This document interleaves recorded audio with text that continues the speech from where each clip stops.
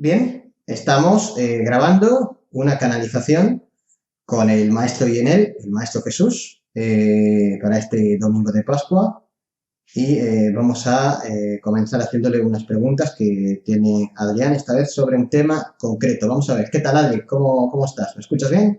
Muy bien, preparado y comienzo leyendo una pequeña introducción, ¿vale? Vale, perfecto. Sí, sí. Los milagros de Jesús son hechos sobrenaturales que se le atribuyen a Cristo en el curso de su vida terrenal y que han sido recogidos en los evangelios de Marco, Mateo, Lucas y Juan. Estos milagros se pueden clasificar en 4 grupos principales: las curaciones, los exorcismos, la resurrección de los muertos y el control sobre la naturaleza.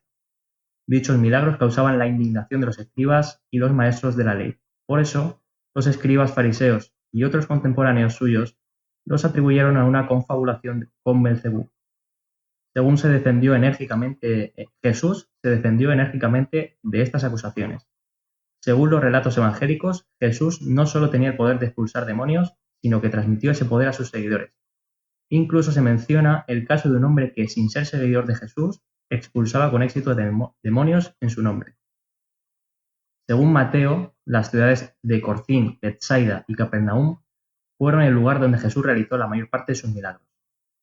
Según Juan, Jesús les pide a los apóstoles que crean por esas obras porque es el Padre Dios quien las realiza en él. También les dice que todo lo que pidan al Padre en su nombre, Él lo hará, para que el Padre sea glorificado en el Hijo. En esta canalización trataremos de dar luz sobre algunos de los acontecimientos considerados milagrosos y protagonizados por el Maestro Jesús gracias a la mediunidad de Raúl Caballero, director del grupo Tetraed. Gracias por seguir las sesiones y por escuchar los mensajes. Gracias. Perfecto, pues voy a intencionar al maestro Jesús para empezar.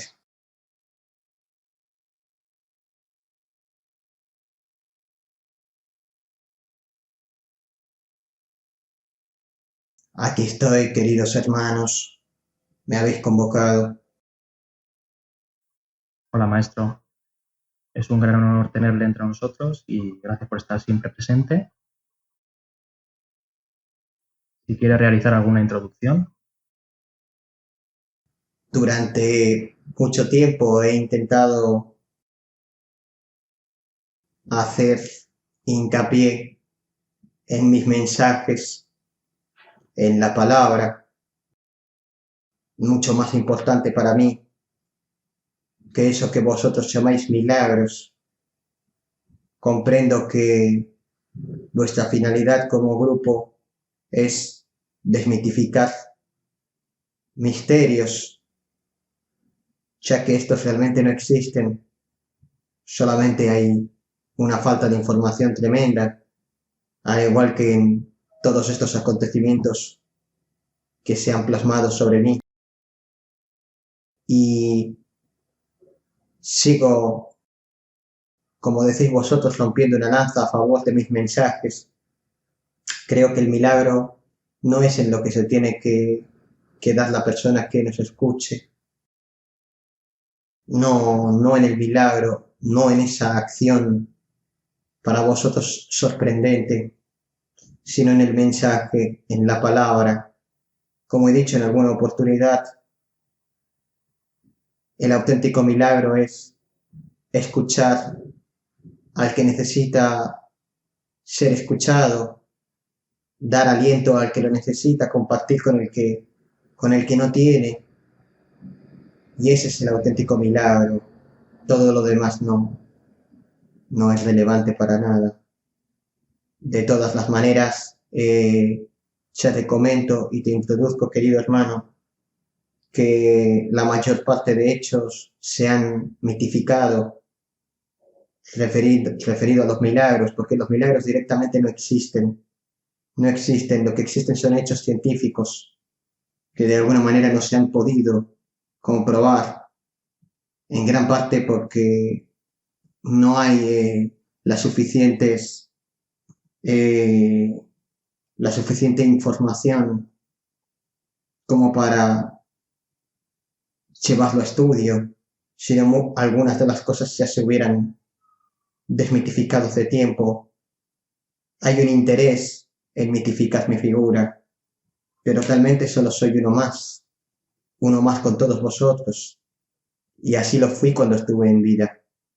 Como digo, hay mucho misticismo que no es real en torno a esos milagros, muchas cosas que no son como fueron plasmadas y muchas cosas que realmente tienen otro tipo de explicación. ¿Se modificaron a lo largo de la historia para mitificarlas? Se exageran, las leyendas se exageran en todas partes, en todo momento, en todo lugar. Tenéis que tener en cuenta que además en ese tiempo concreto había una necesidad muy grande de que apareciera un Mesías, de que apareciera el Mesías, de que apareciera el Salvador, de que apareciera una persona que predicara con la palabra de Dios.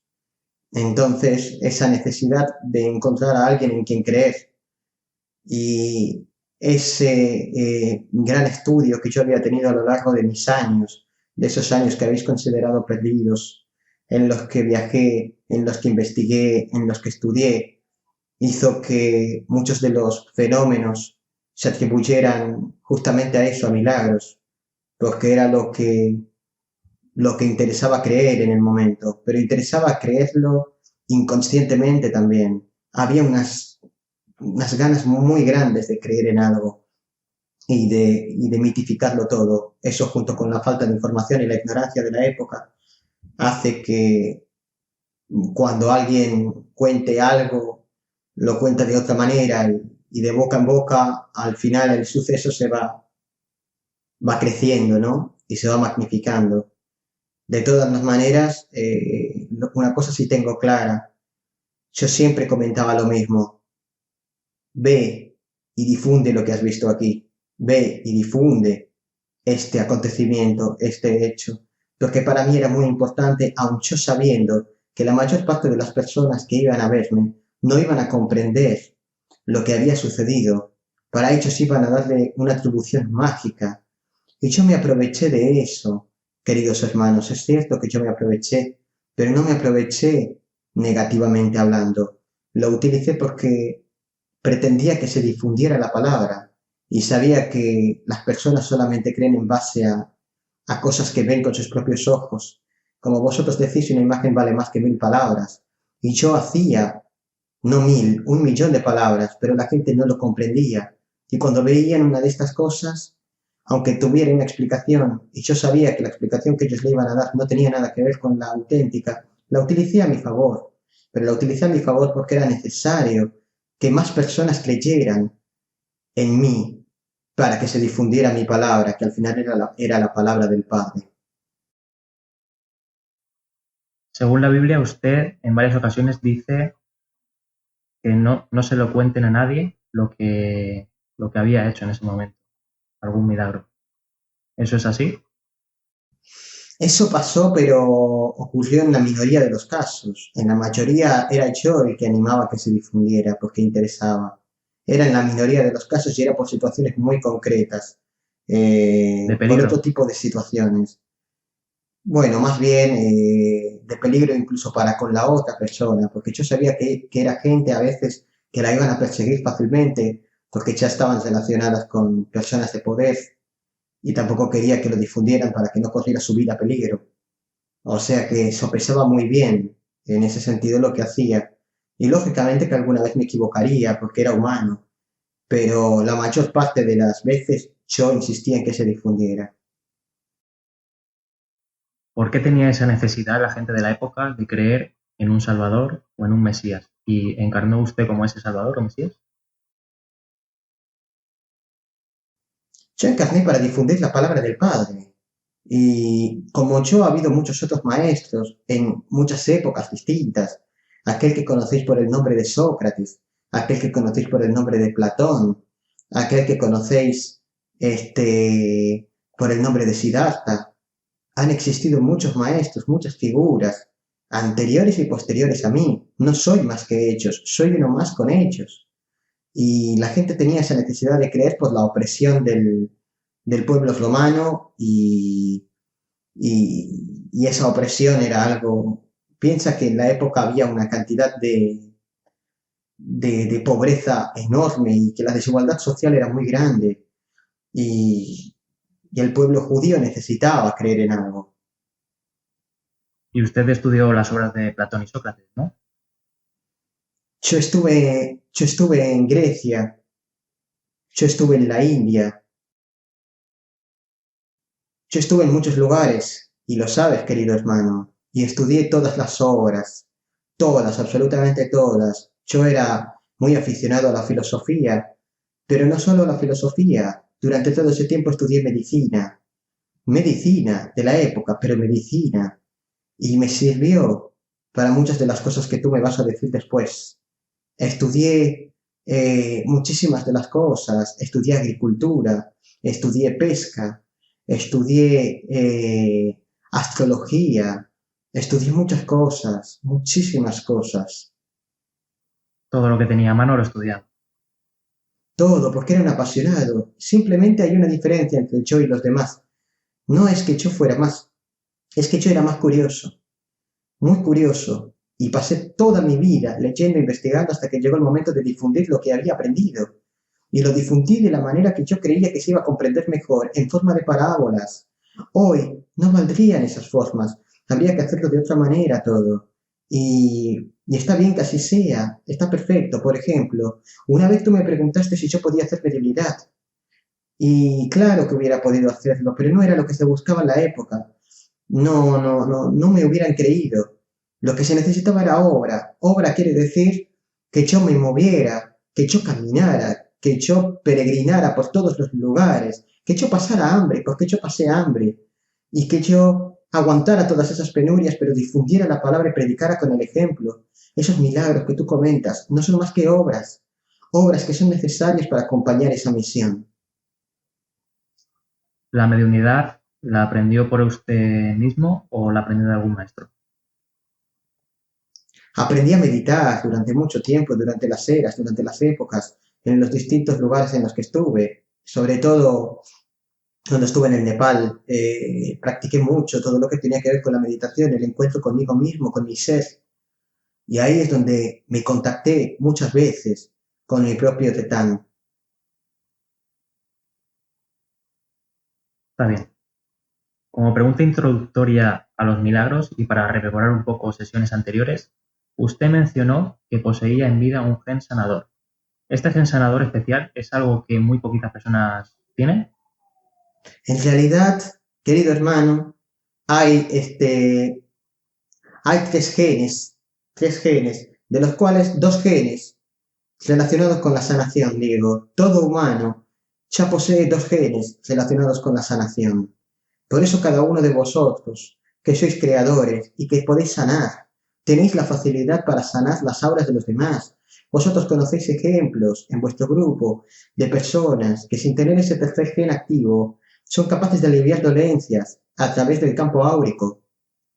Lo que ocurre es que todas las personas tenéis ese tercer gen, todas las personas tenéis tres genes sanadores, pero solo hay dos activos y el tercero no siempre se activa. Hay momentos que se activan, hay veces que se activan en el nacimiento y hay veces que se activa más tarde.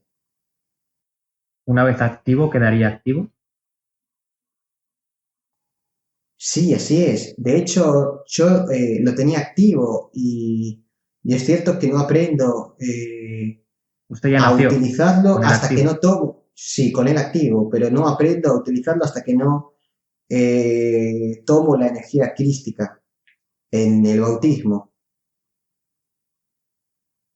¿Ese gen se activa Hay de que, alguna hay que manera tener o una cosa, fíjate, hay una cosa muy importante. Ese gen en realidad no tiene una manera de activarse. Se activa en función a la misión incluso de la persona, o sea, a nivel genético. Es una de las particularidades específicas. La persona tiene que ser especialmente sensible para lograrlo. Y lo que yo quería decir es que, fíjate que eh, yo tenía ese tercer gen activo y cuando aprendo a dominarlo, hay una cosa que es fundamental en esto y es que la persona que tenga ese tercer gen no va a lograr hacer grandes sanaciones si no tiene confianza plena en sí mismo. O sea, una persona que no confía en sí mismo, que no crea que es capaz de hacerlo, no lo va a hacer ni siquiera teniendo ese gen activo. ¿Usted en vida era conocedor de que poseía ese gen o a partir de cuándo fue conocedor? En realidad nunca fui conocedor de que tenía ese gen, sino que en el momento del bautismo, en el momento en que tomo la energía crística, me doy cuenta y soy consciente de que puedo hacerlo, de que puedo sanar. Soy consciente, tengo plena seguridad y confianza en mí mismo. La confianza que yo tuve en el momento de la iluminación fue total. Sabía que era capaz de lograr cosas que antes ni siquiera pensaba. Ese gen es algo que, ¿cómo se desarrollaría esa sensibilidad para conseguir ese gen? Es algo que se realiza, ya he dicho que no hay ninguna manera, ¿no? Pero es algo que se puede realizar profundizando en uno mismo, por ejemplo. Está claro que la persona que se dedique más a cultivarse, a meditar, a conectarse, tiene mayor facilidad de activación, pero no lo es todo, de hecho es una parte muy leve. O sea, hay mucha importancia en que la parte espiritual haga un clic para que eso se conecte. Y eso muchas veces no va de la mano con el trabajo de uno. Y también tiene que ser una persona que esté muy libre de ego o que tenga el ego muy purificado, porque es la única manera de que la persona en ese momento, al pensar en el otro, prioriza al otro. Ese gen sirve para el otro, tiene una utilidad total y absoluta para el otro. Por lo menos para usarlo voluntariamente, ¿no? Porque a lo mejor inconscientemente en ciertos momentos de Sí, pero lucidez sí fíjate, que se puede. yo no tenía idea de ese tercer gen, porque no sabía de genética. Profundizar en un tema de la sesión sobre el autismo, ¿qué fue lo que percibió al recibir la energía crística y qué acciones se vio capaz de realizar a través de la misma a partir de ese momento? Simplemente me di cuenta de que era capaz de lograr cosas que antes no. Me di cuenta que no tenía que rechazar el amor personal, pero por otro lado me di cuenta que el amor impersonal era mi camino y me di cuenta de que con el amor impersonal era capaz de ayudar a muchísima gente. Si yo me vacío y doy todo por el otro, con todo mi amor, sé que soy capaz de mover montañas, como vosotros decís. Entonces yo sabía que era capaz de hacer muchas cosas por el otro. Ten en cuenta, querido hermano, que el gen lo que hace realmente es que interactúa directamente a través de la energía crística con el campo áurico de la otra persona. Cuando el campo áurico de la persona, todos tenéis un campo áurico, cuando el campo áurico de la persona se debilita, es más propenso a contraer todo tipo de enfermedades, se enferma el aura y es capaz de contraer, por ejemplo, virus o bacterias mucho más fácilmente. En el momento en el que se aumenta ese campo áurico con el gen sanador, se potencia de tal manera que es el propio campo áurico de la persona que activa las defensas y consigue vencer la enfermedad. Entonces, gran parte del secreto tiene que ver con eso, con el campo áurico. Pero hay muchas maneras de tocar el campo áurico. Por ejemplo, sé que hace muy poco un hermano mío hablaba del efecto placebo. Fíjate que el efecto placebo tiene mucho que ver con muchas de las sanaciones que yo realicé, con muchísimas. Por ejemplo, el efecto placebo es capaz de eliminar incluso un tumor en muy poquito tiempo, en días o semanas, en muy poquito tiempo. Porque en el efecto placebo lo que hace la persona es que conecta inconscientemente y es capaz incluso hasta de conectar con la energía del Padre, que es todavía mucho más intensa y es mucho más pura que la energía crística. Y directamente es capaz de autosanarse muchísimos problemas, pero no es que el gen sanador sane realmente, no es que la energía crística esté sanando, sana a la propia persona cuando tiene el campo áurico bien. Lo que hace es que la energía crística, en conjunción con el gen sanador, es revitalizar ese campo áurico. Fíjate que hay incluso ejemplos. Este querido receptáculo, mi querido hermano, ha llegado a revertir tumores en poquitos días, ha llegado a incluso poquitas horas, ha llegado a revertir un problema de choque séptico provocado por una bacteria eh, en una persona en apenas pocas horas. Pero entonces quiere decir que es el receptáculo, no es el receptáculo, no es el receptáculo, es la persona que estaba muy, muy enferma, quien al saber que se le habían hecho unas sesiones y también como esas sesiones habían eliminado en gramas, al eliminar en gramas el 90%, automáticamente se refuerza el campo áurico físico de la persona del 10%. Es ese campo áurico, es esa persona, además potenciado por ese efecto placebo, el que directamente vence la enfermedad, vence la bacteria. Entonces no es que mi receptáculo lo haya salvado, no lo es, se salva la persona a sí misma.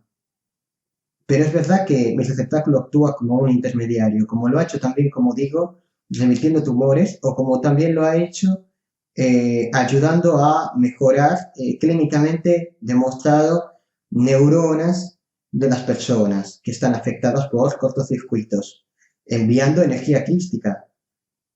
Claro, está perfecto eso, pero es la persona la que se está mejorando a sí misma. Ni el receptáculo, ni yo, ni nadie. No tenemos potestad de hacerlo si la persona no quiere, si la persona no cree. Por eso cuando yo decía tantas veces, ten fe y te sanarás, estaba refiriéndome al efecto placebo. ¿Eran sanaciones genéricas o podría hacer foco sobre algún problema concreto? Simplemente con la sanación del aura general ya suponía lo demás. Se puede focalizar, pero igualmente el aura es potenciada por la energía crística. ¿Y usted canalizó o sabía, conocía todos los usos que podía darle a esa energía crística? ¿O lo fue No, descubriendo? no lo sabía tampoco. Simplemente en el momento sentía que era capaz de hacer algo y lo hacía. ¿En vida usted practicaba la imposición de manos en sus sanaciones?